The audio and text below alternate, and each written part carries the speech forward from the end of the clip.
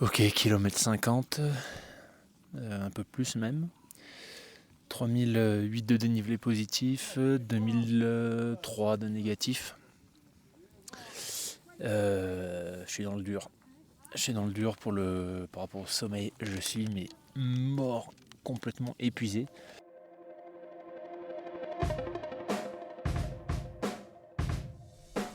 Salut les frappés, bienvenue dans cet épisode débrief du GTC 100. Le GTC 100, c'est un ultra trail de 101 km, 8000 mètres de dénivelé positif au départ de Courmayeur, le Chamonix des Alpes italiennes, auquel j'ai participé récemment en juillet 2024.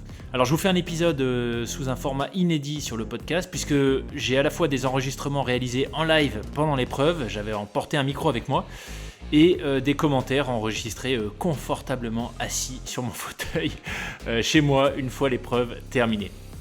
On va commencer par le commencement. Pourquoi participer à cette ultra ? Parce qu'il y avait un objectif bien précis qui n'était pas du tout celui du chrono de la performance.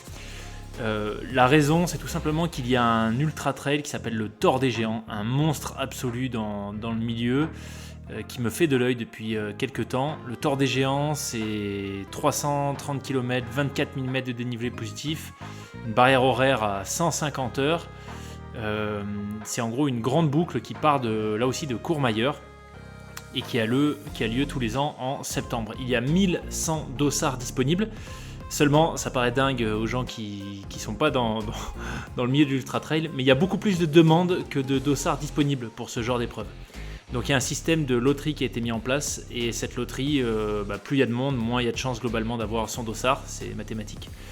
Cette épreuve, je voudrais la réaliser avec des copains que j'ai rencontrés sur la PTL, qui est une autre épreuve bien sympathique que j'ai réalisée en 2022. Il y a le lien vers l'épisode débrief en description si vous ne l'avez pas écouté encore. Et donc la probabilité d'être tiré au sort tous les 4, puisque pour le moment on est 4 la même année, est relativement faible. Il se trouve que le GTC 100 est organisé par la même entreprise que le Thor des Géants. Et donc, à ce titre, il y a une centaine de dossards qui sont réservés aux finishers du GTC 100 pour le Thor des Géants. Donc c'est une manière en fait d'esquiver la loterie du Thor des Géants et d'avoir accès de manière quasiment garantie à des dossards pour le Thor. Donc voilà, c'était l'objectif du GTC 100, aller au bout, finir en moins de 33 heures la barrière horaire et espérer ainsi, en tout cas fortement augmenter nos chances d'avoir des dossards pour le Thor des Géants du coup l'année suivante. Donc on parle bien de 2025. Et nous voilà donc partis en direction de Courmayeur avec Tom, Clément et Nico. Bon, et ben voilà, on y est, on est à Courmayeur, on est arrivé, donc on est vendredi, on est arrivé sur les coups de 13h. Les copains m'ont récupéré à Nîmes hier, je les ai rejoints en train, ensuite on est monté en voiture, petite nuit à Chambéry. Et voilà, et arrivé sur place, donc il y a quelques heures, on a mangé. Et là, on s'apprête à faire la sieste, puisque le départ est à 22h, on est en train de refaire les sacs. Côté météo, c'est pas fameux, on va partir sous la pluie a priori, c'est même quasiment certain. Et autour de nous, il y a de la neige partout. Donc voilà, le petit paramètre qu'il va falloir gérer. Crampons obligatoires dans la liste de matos à prendre. Et on monte à 2008 cette nuit, donc c'est sûr certain qu'il y aura du gros névé là-haut. Donc voilà, apparemment l'orga a prévu des guides de haute montagne sur les sections un peu engagées pour guider les gens. On va voir ce que ça donne. Et puis voilà, mais je vous raconterai tout ça au fil de l'eau. Allez, à plus. Alors côté matos, parlons-en. J'avais joué la carte de la sécurité sur le sac.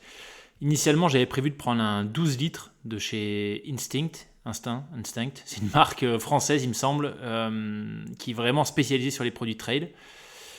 Or 12 litres c'était limite. Les crampons étaient obligatoires, il fallait aussi 2 lampes frontales, 1,5 litre d'eau minimum, une veste très chaude, parce que jusqu'à quelques jours avant le départ, les prévisions météo c'était moins 15 degrés à 3000 mètres dans la nuit de vendredi à samedi, et on montait à 2008. Donc l'orga avait exigé des vestes deuxième couche qui permettent de tenir à ces températures. Et voilà, et quand on fait 1m91, une veste chaude qui descend à moins 15, ça fait vite beaucoup de volume. Du coup, j'ai opté au dernier moment pour le sac que j'avais sur la PTL. C'est aussi un Instinct, c'est un 20 litres qui peut être modulé pour monter jusqu'à 24. Et franchement, avec un tel volume, j'étais confort. Aucun compromis, voilà, tout rentrait très bien, c'était parfait. Côté chaussures, j'avais des La Sportiva Akira. Alors, c'est des chaussures assez rigides, pas super confort, honnêtement. Par contre, très très bien cramponnées. Et comme il avait pas mal plu, si vous vous rappelez, mi-juillet, je ne sais pas où vous étiez en France, mais en tout cas, dans toute la partie où moi je me trouvais sud-est, il pleuvait énormément. C'était la même chose dans les Alpes, a priori, chute de neige et pluie. Donc c'était très boueux. Et je savais aussi qu'on allait passer des névés, donc ça me semblait, des chaussures bien cramponnées, ça me semblait parfaitement adapté. Et en secours, j'avais une paire de Red Light, alors déjà bien usée, mais au moins que je connaissais très bien, que j'avais placé dans le sac d'allègement, puisqu'on avait un sac d'allègement qui nous attendait à la base vie au kilomètre 80. Donc je m'étais dit qu'au moins, voilà, pour finir avec un peu plus de confort, à partir du kilomètre 80, c'était une bonne stratégie. Bon, ensuite, très rapidement, j'avais un short de trail de chez Simalp, un t-shirt synthétique, manche courte Patagonia, la casquette défrappée évidemment, une veste étanche Simalp là aussi, et veste chaude Arc'teryx, le modèle Atom LT pour être précis, la meilleure veste de tous les temps. Côté bâton, j'avais des Lecky carbone, je crois, et vous savez, c'est ceux qui sont utilisés avec des sortes de gants là, qui viennent se fixer au bout du bâton, entre le pouce et l'index. C'est une sorte de, si vous n'avez jamais vu ça, c'est une sorte de gant qui fait aussi dragon en fait. Voilà. Du coup, on peut bien appuyer sur le bâton en gardant la main ouverte. Enfin, c'est assez chouette. En lampe frontale, il en fallait 2, donc j'avais une Stutz en lampe principale, top pour la batterie, et une Petzl en lampe de secours obligatoire. Et 2 bouteilles de sang Pellegrino de 50 centilitres en guise de flasque, plus une flasque en backup. Je déteste que les flasques, j'ai vraiment du mal avec le fait d'aspirer. Et du coup, je me retrouve vite déshydraté parce que je ne bois pas assez. Donc au moins les bouteilles, c'est parfait. Voilà, voilà côté matériel, je crois que je vous ai tout dit. Et une montre Coros, la Vertix 2 de mémoire. Là aussi que j'avais acheté pour la PTL, là aussi pour la batterie, comme la frontale Stutz. Jamais besoin de la recharger, même avec tous les capteurs au max, etc. Enfin, c'est un bonheur incroyable cette montre. Et ça me permet d'avoir des traces du coup intégrales. La PTL par exemple, 350 bornes, enfin 320 bornes. J'ai une seule trace, j'ai jamais arrêté ma montre du lundi au dimanche. Et voilà, je trouve ça très chouette. Voilà côté matos. Et puis, du coup, ça y est, hein. Ça y est, on a déposé nos sacs d'allègement auprès de l'organisation vers 21h30. On s'est fait scanner nos bracelets de course qu'on avait au poignet. Et puis, voilà, on commence à rentrer dans le sas de départ. Il y a du monde, hein, c'est au cœur de Courmayeur. Courmayeur, c'est pas très grand, il y a une petite place très sympa, qui je pense normalement a vue sur les montagnes, je sais pas parce que je suis parti de nuit et je suis revenu de nuit, mais j'imagine, vu la configuration et l'orientation qu'on voit les montagnes. Et on était à peu près 500, ça reste assez intimiste comme ultra, voilà, 500 dossards au départ, donc il y avait du monde mais pas trop non plus. Et ce que je peux vous dire, c'est que je parle pas italien, par contre je vous garantis que les speakers étaient déchaînés et qu'il y avait vraiment une super ambiance jusqu'au départ. Et voilà, ça y est, on rentre dans le sas départ du coup, avec Nico, Tom et Clément. Il y a du monde, il y a de la musique. Il s'est enfin arrêté de pleuvoir, donc a priori on va partir sans pluie, et ça c'est quand même pas mal. 30 secondi al via. 30 seconds at the start. 30 secondes avant le départ.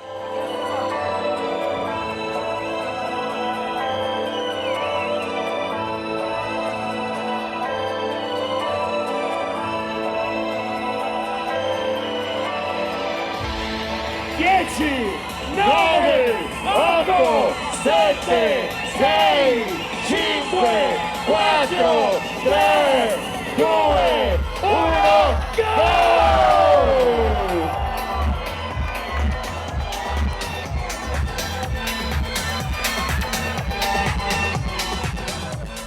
l'aurais entendu, il y avait une super ambiance au départ, beaucoup d'énergie qui était communiquée par les speakers et par le public, ce qui était franchement très très agréable. Et puis ça y est, c'est parti pour un peu plus de 100 km et sur le papier 8000 mètres de dénivelé. On va voir ce que ça donne.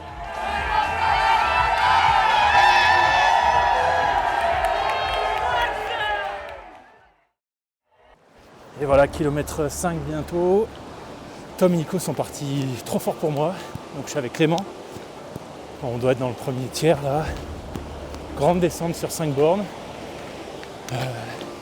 On est déjà sur des petits singles où ça ralentit. Et puis voilà, hein.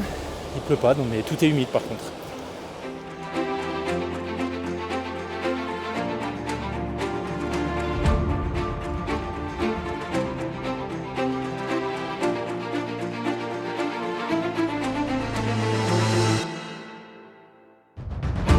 Voilà, kilomètre 12 déjà. Premier ravito passé, j'ai mis 1h57. 765 mètres de dénivelé. Donc en gros 10% de fait. C'est bon ça. Et je suis derrière Clément. Clément est parti. J'ai pas voulu le suivre. Et je pouvais pas le suivre. Ça simplifie le choix. Et voilà, tout à l'heure. Et il commence à faire frais là.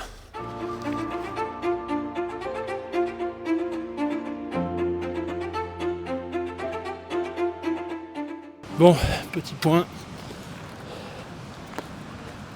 Kilomètre 27. J'en suis à 5h30 de chrono. Je suis passé par le deuxième ravito. J'ai fait 2050 de D+, et 1100 de D-.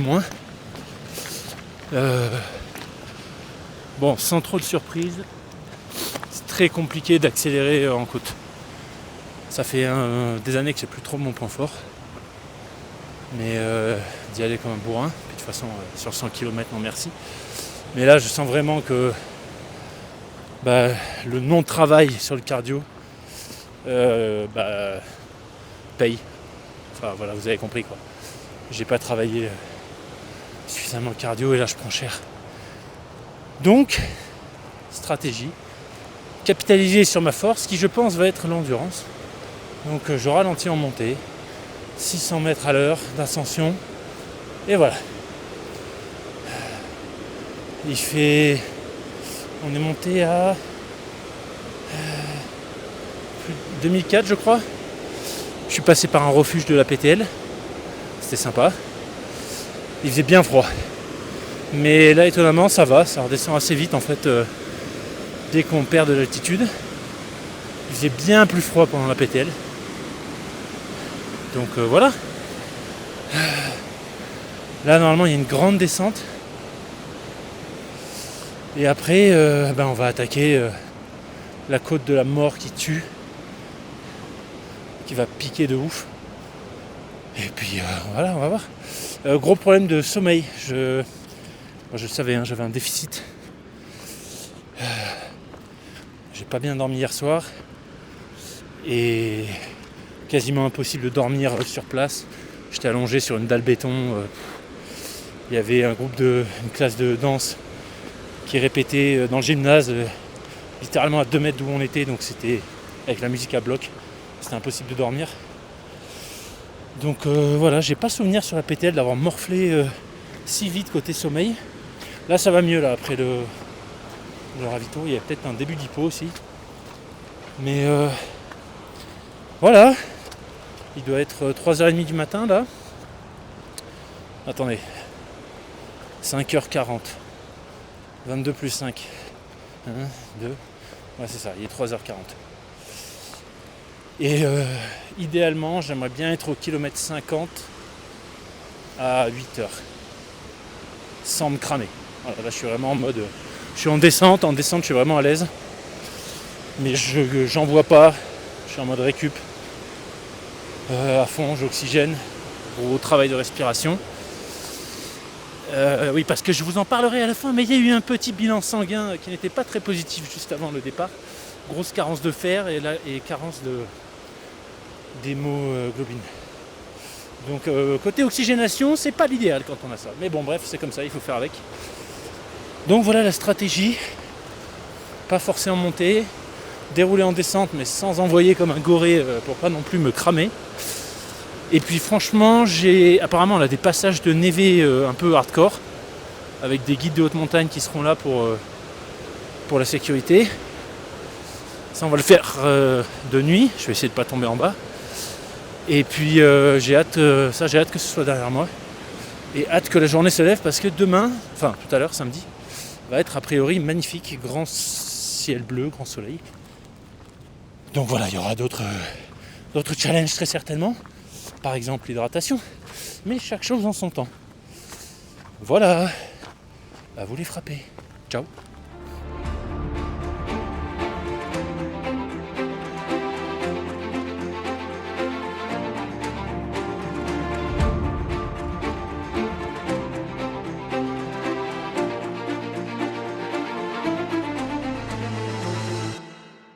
Ok, kilomètre 50, un peu plus même.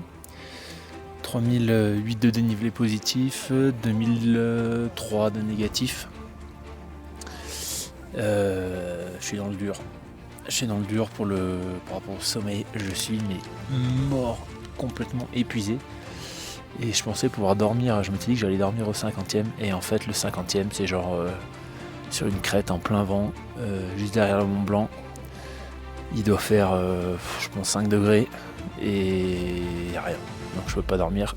Et le prochain est à 12 km. Donc je pense que je dormirai là. Et selon, il y a deux options. Soit je dors là-bas, soit si je le sens, je pousse jusqu'à la base vie qui est à 80. Mais ouais, là c'est vraiment, vraiment, vraiment dur. Voilà, mais c'est pour ça qu'on fait ça.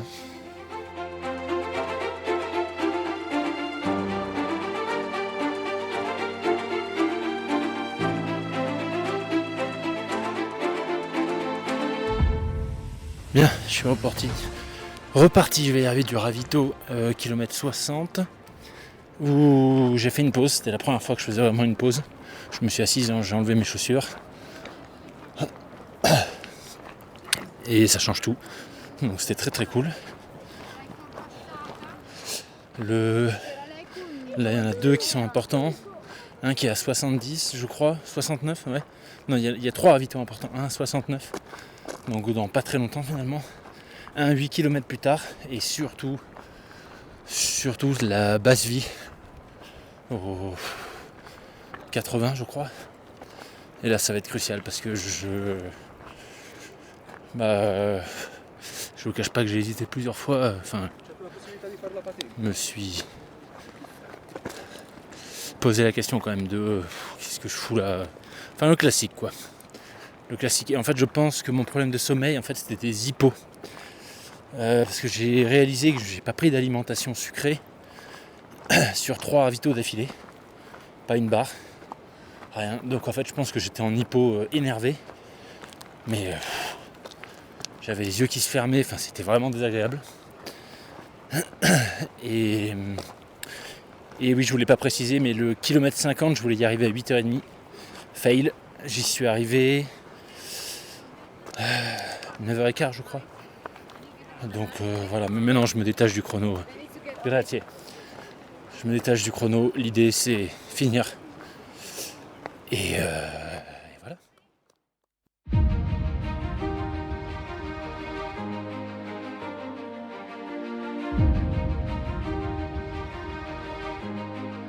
Voilà, je repars de la base vie, donc au kilomètre 80. C'était éprouvant d'y arriver. En gros, il y avait sur moins de 4 km, il y avait 600 mètres de dénivelé. Très très très très raide. En réalité, je pense qu'il y avait peut-être 3 km, je suis même pas sûr. En plein soleil. Donc ça fait très mal.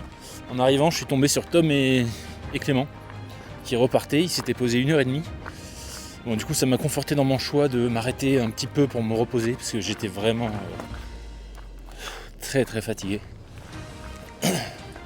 Je prendrai le temps d'analyser tout ce que j'ai fait là sur cette course, mais je suis à peu près sûr maintenant là que je me suis frappé une hypo en fait sur plus de 30 bornes et qu'elle m'a miné la journée. Voilà. Donc là j'ai mangé des barres, j'ai mangé des pâtes, ça devrait aller. Et là on repart, il reste 20 km donc à l'Ellou, il y a 20 km dont 7 de descente. Donc il reste 13 bornes. Sur 13 bornes il y a 2000 mètres de dénivelé. Donc ça va quand même piquer. Mais écoutez, je suis largement dans la barrière horaire. Donc je vais y aller mollo. 600 vitesse ascensionnelle calée à 600 mètres à l'heure. Et puis basta quoi. Il y avait des masseurs à la base vie. Première fois que je fais ça sur une course. C'est fabuleux. Et puis j'ai essayé de dormir et c'était pas possible. En fait c'est l'arrivée d'un téléphérique. Et donc il faisait des annonces micro qui se répercutaient dans tout le bâtiment. Et voilà, compliqué. Et puis surtout, des spasmes de ouf dans les jambes. Donc j'ai pas dormi. Mais j'étais allongé, j'ai fermé les yeux. Voilà. Prévision d'arrivée, je sais pas. Entre 1 et 3 heures du mat. Ah, voilà. Samedi soir, quelle heure il est ? 18h41. 20h41 de course. Donc je suis réveillé depuis vendredi matin aux alentours de 7h. Donc carence de sommeil. Ça y est, je viens d'avoir mes premières alus. Je vous le raconte parce que c'était rigolo. J'ai passé 20 secondes à chercher les gens à qui appartenait le sac de rando sur lequel il y avait une rain cover. Vous savez, les sursacs là pour la pluie. Genre qui était presque fluo. Je me dis putain mais qu'est-ce que c'est que ce truc ? Ils sont où ces gens ? Et je finis par m'approcher, en fait c'est un tronc d'arbre éclairé par le soleil. Et là je viens d'avoir la deuxième. J'étais persuadé qu'il y avait un oiseau par terre qui me regardait, c'était une branche. Mais j'étais à moins d'1 mètre. Voilà. La nuit va être longue encore, ça risque d'être rigolo.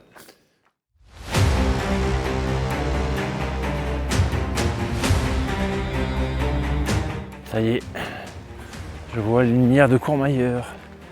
J'entame la descente finale. Pas peu content de terminer cette aventure. Franchement, j'ai eu la totale entre les hippos. Surtout les hippos. Un petit peu d'alu sur la fin. Bon, rien de dangereux, mais quand même quoi. Impossible de dormir. Et je me suis mis à vomir tout ce que j'ingérais à partir du avant dernier ravito. Donc qui était au kilomètre 93. Non. 83. Et là je suis à 100 au compteur. Et je peux vous dire qu'il doit bien rester 7 km.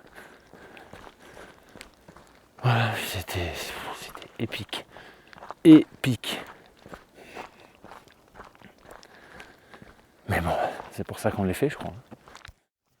Allez, petit partage à chaud, alors que je redescends sur Courmayeur. La leçon, c'est que c'est jouable de faire un ultra au mental. Mais dans mon cas, je le referai jamais.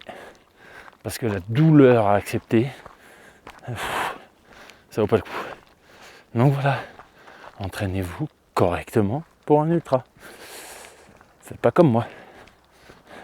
Bon, je voulais faire un test. Je peux vous dire que le test, je m'en souviendrai. Du kilomètre 20 au kilomètre 110, l'enfer. Voilà, mais bon. Merci encore à toutes et à tous pour vos messages.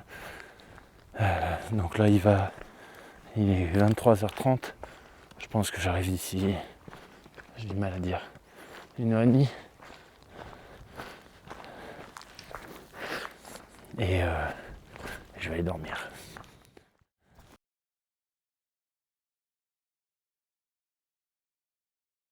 Ça y est, je rentre dans Courmayeur. Que c'était long, la descente, c'était l'enfer. J'ai dit ça un peu trop souvent pour cet ultra. Mais il m'a vraiment bien attaqué, je pense que vous l'entendez, j'ai même du mal à faire des phrases à articuler. Mais très très difficile la fin, j'ai trouvé. Et là, c'est interminable aussi. Je descends dans les petites rues non éclairées de Courmayeur. Enfin, c'est même pas des rues, c'est des sentiers en ville. Genre des chemins forestiers, mais en pleine ville. Je viens de voir que Charlotte et Lilian suivent le live de l'arrivée. Ça me fait trop plaisir. Ok, je vous avoue, je me suis fait plaisir aussi sur la dernière descente. Ouais, il fallait un peu que je booste l'ego là, après avoir morflé pendant 80 bornes du trail. Donc j'ai doublé un max de personnes en descente. Je suis à l'aise en descente. Là, je me suis fait plaisir. Ciao. Merci. Merci. Je vous dis, c'est interminable. Grazie. Je vous le laisse en entier. Ça, vous entendez tout. Je fais que descendre là. Je veux pas remonter moi. Pourquoi ils me font descendre? Je crois que je suis sous l'arche d'arrivée là. Petites alus, mais alus costauds là depuis que je vous en ai parlé. Costaud. Des écureuils avec des têtes de sanglier, des serpents, des bouts de cuivre incrustés dans le bois. C'est chelou encore. Je peux vous dire que je vais être content de la passer, cette ligne d'arrivée. J'arrive au bon moment, j'ai plus de batterie, quasiment sur ma frontale. C'est parfait. Puis mais c'est pas possible, quand est-ce que j'arrive là? Oh. J'entends la musique à droite et je m'en éloigne. Je vous garantis que j'ai pas envie de faire de rable. Alors, c'est où là? Ah bah voilà. Grazie. Ça va? Ok, il n'y a personne. Bah, ça change du départ côté ambiance. Il y a peut-être un rapport avec le fait qu'il est 1h30 du mat. Grazie. Grazie.